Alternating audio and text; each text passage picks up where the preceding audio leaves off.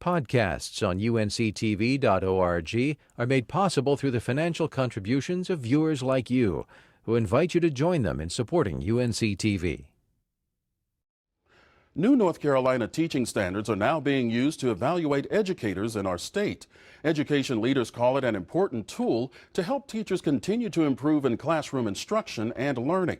As part of our special series, Distinguished Leadership in Practice, which highlights school principals across the state, Heather Burgess introduces us to one instructional leader who is using several tools to create an atmosphere of high achievement.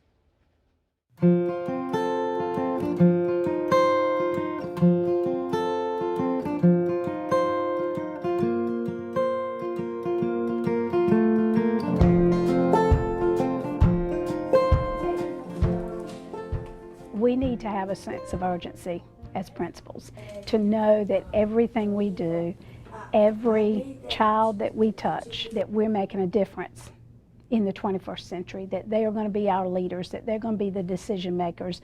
Sheila Evans admits she loves her job as principal at D.F. Walker Elementary School in Edenton, North Carolina. As instructional leader, she revels in creating a culture of learning and high expectations for her students and staff.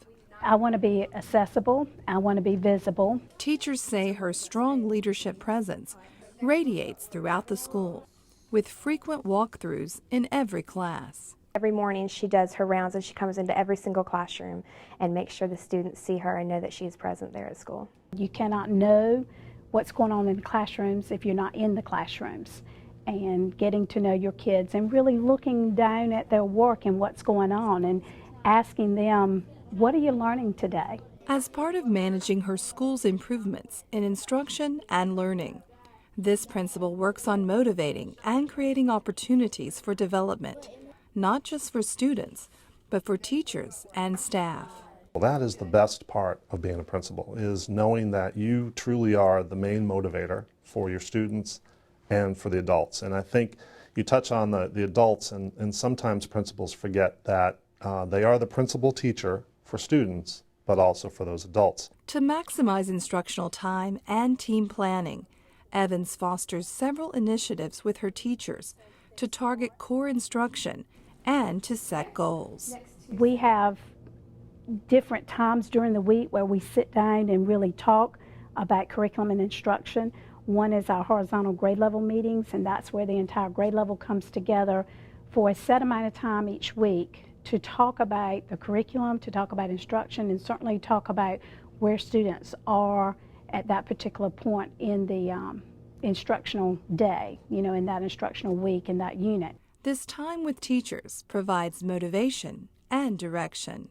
They make us more aware, and we really try to think about not only what students aren't succeeding, but are they part of a group of kids that we could target more. Evans believes a big building block of improving teaching and learning comes down to managing the school's daily schedule. Well, we start with a master schedule, and that looks different at every school. And for us, moving into my 10th year as principal, the master schedule has looked different every year depending on the needs for that particular school year. Looking at the schedule, specific times for instruction and remediation are set to improve achievement.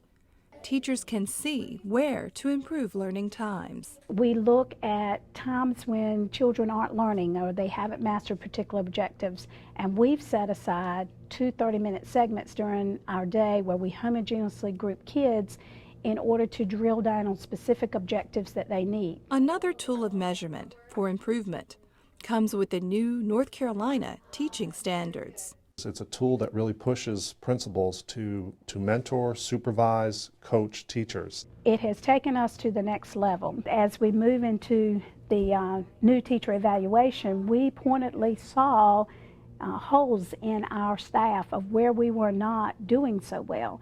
And one area was in global education. And so with my leadership team, we talked about what can we do to help teachers improve in this area, and laid out a plan. Another tool this principal uses is a data notebook.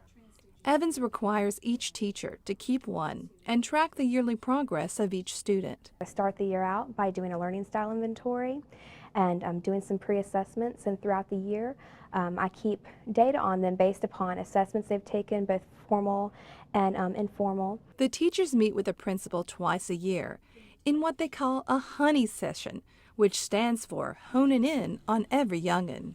During the honey sessions, the teachers have to sit down with me and talk child by child. Where is this child? What have they mastered? What have they not mastered? What is she or he doing about it? And what supports do they need from the rest of the school in order for that to happen?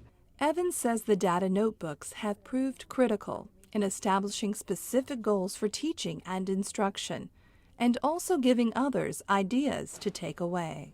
Because it might be an aha moment for somebody else. You know what? I need to collect that data because I need to know X, Y, and Z about my children as well in my classroom for the next year. This principal believes creating an atmosphere of high expectations for students and staff is directly related to the attitude the instructional leader takes to work every day. Years ago when I first started teaching, I had a principal who said every morning he looked in the mirror and he said, "Oh boy, I'm going to school today." And that's the attitude that I take with my job, and that's the attitude I want my faculty to take as well. In doing so, you focus on curriculum and instruction. You focus on what's best for students. You focus on making sure that every child in your building has the best possible day, every day. For more information on the Distinguished Leadership in Practice program developed by the North Carolina Principals and Assistant Principals Association, log on to our website, unctv.org/ncnow.